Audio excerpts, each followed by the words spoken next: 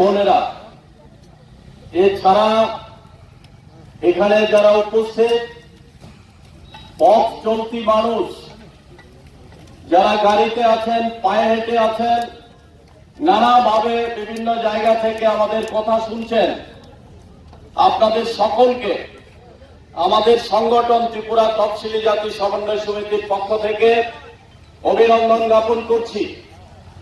আমরা অত্যন্ত দুঃখিত যে আজকে এই রাস্তায় বসে আমাদের দাবি দেওয়ার কথা আপনাদের সামনে উপস্থিত করতে হয়েছে।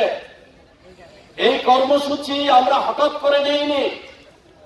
11 দফা দাবির ভিত্তিতে আন্দোলন হবে, পদযাত্রা হবে। আমরা এই 2রা জানুয়ারি থেকে ঘোষণা দিয়েছি। সেই ঘোষণা অনুসারে সারা রাজ্যে আন্দোলন হবে। এই আন্দোলনের অংশ হিসাবে তেলিয়ামুড়া মহকুমা এই আমাদের লালটিলা থেকে বরছড়া বাজার পর্যন্ত পদযাত্রা করে আমরা আমাদের দাবি দাওয়ার ভিত্তিতে মানুষের কাছে আমাদের বক্তব্য তুলে ধরবো। এই ছিল আমাদের কর্মসূচি। আমরা অত্যন্ত আশ্চর্য, আমরা মিছিল করে আসছি, পুলিশ প্রশাসন আমাদের সঙ্গে আছেন, সাহায্য করছেন, কিন্তু মাঝপথে বরছড়া যাওয়ার আগেই আমাদের আটকে দিলেন। কি এখানে কোথায় আমাদের অধিকার? আমরা একটা মিছিল করতে পারবো না? মিছিল করে আমাদের গন্তব্যস্থলে পৌঁছতে পারবো না? এটা কি বেআইনি? কোথায় আমাদের দেশের সংবিধান? কোথায় আমাদের দেশের গণতন্ত্র? এই নাকি গণতন্ত্র? গণতান্ত্রিক দেশ, গণতান্ত্রিক সরকার। এখানে গণতন্ত্রের ন্যূনতম কিছু আছে? ভোটের সময় মানুষের ক্ষতিপূরণ দিতে হবে। যাদের ক্ষতি হয়েছে এখন চিহ্নিত হবে, যাদের ক্ষতি হয়েছে তাদেরকে দিতে হবে। আমরা দেখেছি দলবাজি করছে বিজেপি। এখানের পঞ্চায়েত থেকে ধরে যারা ব্লক আছেন তারা দলবাজি করছে। দলবাজির পরিপ্রেক্ষিতে আমরা দেখেছি যারা সত্যিকারের এফেক্টেড, সেখানে আমরা দেখেছি তারা সেই এফেক্টেড যারা হয়েছেন তাদেরকে সেই ক্ষতিপূরণ দেয়নি। যাদের বাড়ি করে জল ঢুকেনি বিজেপির নেতা, তাদেরকে অনেক টাকা হেল্প করেছে। যাদের ক্ষতি হয়েছে তাদেরকে হেল্প করেনি। আমরা এই সমস্ত, এবং আমরা বলেছি তফসিলি জাতি এই ত্রিপুরা রাজ্যের মধ্যে 2টা সিট আছে, এটা একটা আসন বৃদ্ধি করতে হবে। একটা আসন বৃদ্ধি করে তফসিলি জাতিদের জন্য একটা আসন সংরক্ষণ করতে হবে, এরকম দাবি। এবং যারা এফেক্টেড হয়েছে বন্যা, অনেক জায়গাতে আমরা দেখেছি লোন নিয়েছেন এই অংশের মানুষ কৃষিক্ষেত্রে এবং মৎস্য চাষ করতে গিয়ে ব্যাংক থেকে লোন নিয়েছেন, বিভিন্ন ফিনান্স থেকে লোন নিয়েছেন, বেসরকারি ফিনান্স থেকে লোন নিয়েছেন। এই কিস্তি যাতে মকুব করা হয় তার জন্য এই ডিমান্ড নিয়ে আমরা রাস্তায় নেমেছি।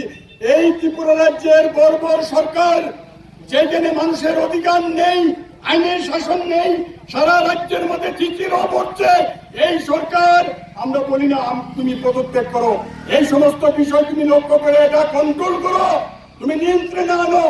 এত ভয় কেন? এই ভয় কেন? প্রশাসন থেকে আমরা সেখানে পারমিশন নিয়েছি, আমরা জানি এটা এরকম হয়ে যাবে। তার জন্য আমরা তেলেমারা থানাতেও পারমিশন নিয়েছি, কল্যাণপুর থানাতেও পারমিশন নিয়েছি। জানি এই কল্যাণপুর কেন্দ্রের বিধায়ক পিনাকি দাস চৌধুরী অনেকভাবে যাতে সিপিআইএম মিছিল না করতে পারে, মিটিং না করতে পারে, এবং মানুষের অধিকারের কথা, এই আইনের শাসন দিন, এই সমস্ত কথা লুটপাট চলছে চারিদিকে, এই সমস্ত কথা যাতে না বলতে পারে তার জন্য মিটিং মিছিল করতে দেওয়া হবে না। তার জন্য আমরা দেখেছি এই ডেপুটেশনের আমরা এই যে পারমিশন নিয়েছি, এর পরিপ্রেক্ষিত গতকালকে পার্টি বিশেষে কিছু ছেলে মেয়েদেরকে উস্কিয়ে দিয়েছেন তোমরা স্বচ্ছ অভিযান করো। স্বচ্ছ অভিযান কি আগের দিন করা যায় না? পরের দিন করা যায় না? এতদিন ছিল, কোথায় ছিলে তোমরা? এখানে এই কিছু ছেলেকে উস্কিয়ে দিয়ে পরিবেশকে নষ্ট করার জন্য চেষ্টা। ঠিক আছে, আমরা এখানেই থাকবো, রাস্তায় দাঁড়ায় প্রোগ্রাম শেষ করে আমরা একটাই যাবো।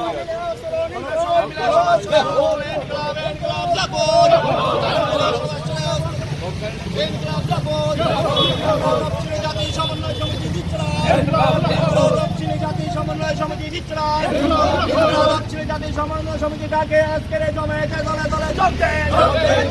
তফসিলি জাতি সমন্বয় সমিতি ডাকে আজকের এই জমায়েতে দলে দলে যোগ দেন। তফসিলের স্বার্থে আমাদের সংগ্রাম, স্বার্থে আমাদের লড়াই, স্বার্থে আমাদের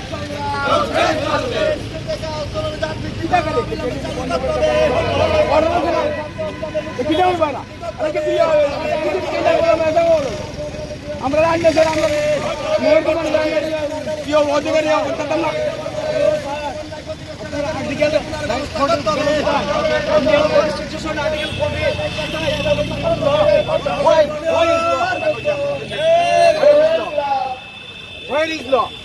Article 14.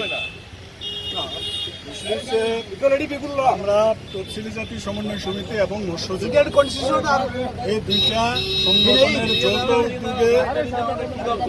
যৌথ উদ্যোগে আমরা 13 দফা দাবি এবং 11 দফা দাবি দুইটা সংগঠনের পক্ষ থেকে আমরা পদযাত্রা সংগঠিত করব। এই পরিপ্রেক্ষিত আমরা প্রশাসনকে জানাইতেছি।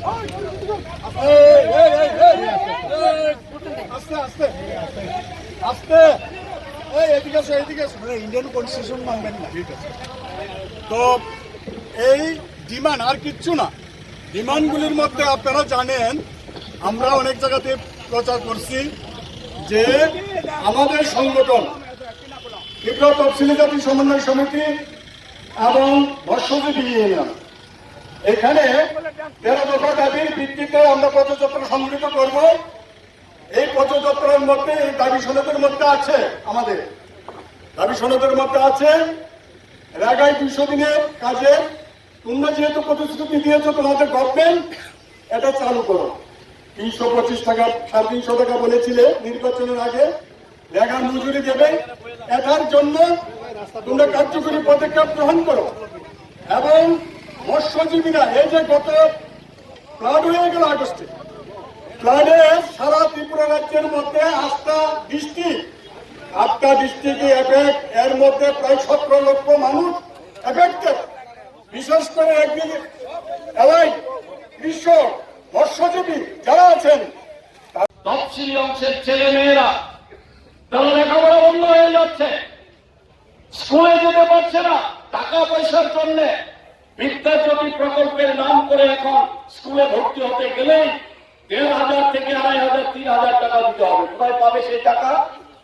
আমরা দাবি করছি বিনা বেতনে বিনা খরচে সমস্ত ছেলে মেয়েদের পড়াশোনার ব্যবস্থা করতে হবে, শুধু তফসিলিদের না।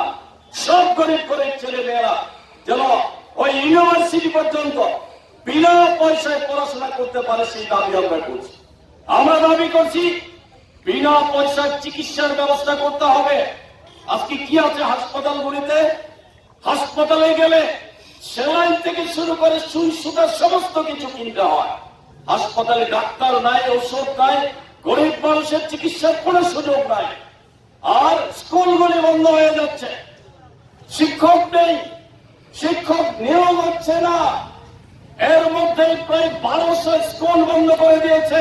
গোটা রাজ্যে সবচেয়ে বেশি ক্ষতিগ্রস্ত হচ্ছে গরিব ঘরের ছেলে মেয়েরা, তফসিলি জাতি, তফসিলি উপজাতি, অন্যান্য গরিব ঘরের ছেলে মেয়েরা। আজকে তাদের জন্য সরকারের কোনো ভাবনা নেই। চারিদিকে আজকে মানুষ জেহাদ ঘোষণা করছেন, জেহাদ ঘোষণা করে রাস্তায় নামছেন, আমরা ওই রাস্তায় নামছি। আমরা বলবো এই সমস্ত অগণতান্ত্রিক পরিবেশ তৈরি করেছে সারা ত্রিপুরা রাজ্যের মধ্যে, এই পরিবেশের বিরুদ্ধে আমরা যাতে এই গণতন্ত্র রক্ষা করতে পারি, গণতন্ত্রকে পুনরুদ্ধার করতে পারি এবং আইনের শাসন ত্রিপুরা রাজ্যের মধ্যে পুনঃপ্রতিষ্ঠা করতে পারি, তার জন্য সমস্ত অংশের মানুষ, তফসিলি জাতি, তফসিলি উপজাতি থেকে সমস্ত অংশের মানুষ আপনারা আমাদের সাহায্য করবেন, সহযোগিতা করবেন, আমাদের গণতান্ত্রিক আন্দোলনকে শক্তিশালী করবেন। এই কয়েকটি কথা বলে আমি আপনাদেরকে যারা আছেন এখানে বসেছেন আমি অনুরোধ করব শান্তিপূর্ণভাবে আমরা কিছু আলোচনা করে আমাদের সভা শেষ করব। আমরা আমাদের এই সভাতে উপস্থিত আছেন আমাদের তফসিলি জাতি সমন্বয় সমিতি এবং অল ইন্ডিয়া কমিটি সহসভাপতি এবং আমাদের পার্টির রাজ্য সম্পাদক মন্ডলীর সদস্য সম্মানীয় প্রাক্তন বিধায়ক সম্মানীয় সুদন দাস মহাশয়, উনি আপনাদের সামনে আলোচনা করবেন। আমি অনুরোধ করবো ওনাকে মূল্যবান বক্তব্য রাখার জন্য। অধিকার, আমরা এটা মিছিল করতে পারবো না, মিছিল করে আমাদের গন্তব্যস্থলে পৌঁছতে পারবো না, এটা কি বেআইনি? কোথায় আমাদের দেশের সংবিধান? কোথায় আমাদের দেশের গণতন্ত্র? এইটা কি গণতন্ত্র? গণতান্ত্রিক দেশ, গণতান্ত্রিক সরকার, এখানে গণতন্ত্রের ন্যূনতম কিছু আছে? ভোটের সময় মানুষ ভোট দিতে পারে না, প্রচার করতে পারে না, মিছিল মিটিং করতে পারে না, সেটা আলাদা বিষয়। একটা জিনিস, এখন তো ভোট নেই, আমরা আমাদের দাবির কথা বলতে পারবো না।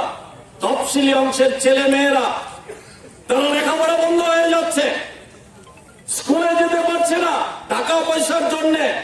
বিদ্যাজ্যোতি প্রকল্পের নাম করে এখন স্কুলে ভর্তি হতে গেলেই 1,500 থেকে 2,500, 3,000 টাকা দিতে হবে। কোথায় পাবে সেই টাকা?